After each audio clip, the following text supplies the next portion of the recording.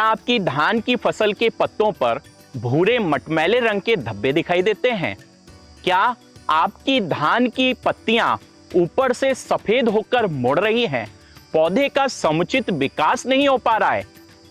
नमस्कार, मैं Vishal Upadhyay Mosaic India private limited से आप सभी का इस वीडियो में स्वागत करता हूं। किसान भाइयों, सूक्ष्म पोषक तत्वों के प्रयोग न करने के कारण कुछ ऐसी समस्याएं हमें दिखाई देती हैं जिससे हमारी धान की फसल का सीधा सीधा नुकसान होता है।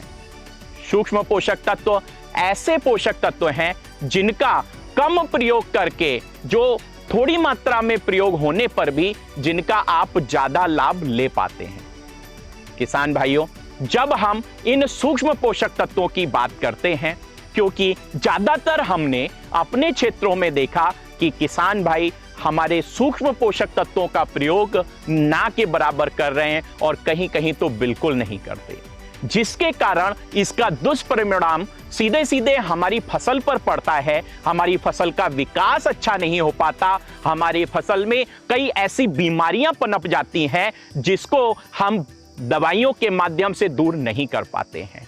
अतः इन सूक्ष्म पोषक तत्वों के प्रयोग के माध्यम से आप अपनी फसल को, उसके विकास को, उसके उत्पादन को बेहतर कर सकते हैं।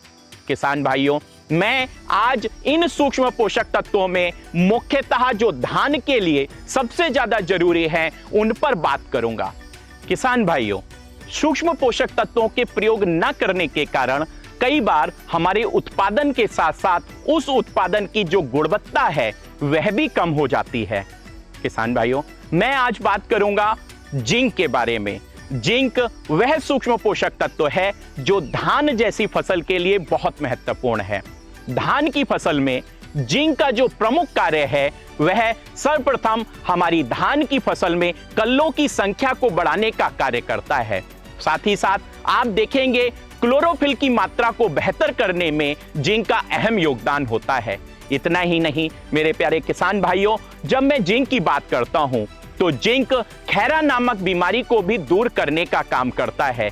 धान जैसी फसल में खैरा बीमारी उसके उत्पादन और साथ ही साथ हमारे किसान को डायरेक्ट नुकसान करने का कार्य करती है। उसको बचाव के लिए, उनके बचाव के लिए जिंक जैसा पोषक तत्व जो सूक्ष्म पोषक तत्व है लेकिन हमारी धान की फसल के लिए बहुत महत्वपूर्ण है, जिसका प्रयोग करके आप लाभ ले सकते हैं। किसान भाइयों, जिंक धान की फसल में विभिन्न एंजाइम्स को भी सक्रिय करके पौधे के सर्वांगीण विकास में भी मदद करता है। अब मैं बात करूंगा बोरॉन के बारे में। बोरॉन दूसरा सबसे महत्वपूर्ण सूक्ष्म पोषक तत्व है जो हमारी धान की फसल के लिए बहुत ज्यादा महत्वपूर्ण है।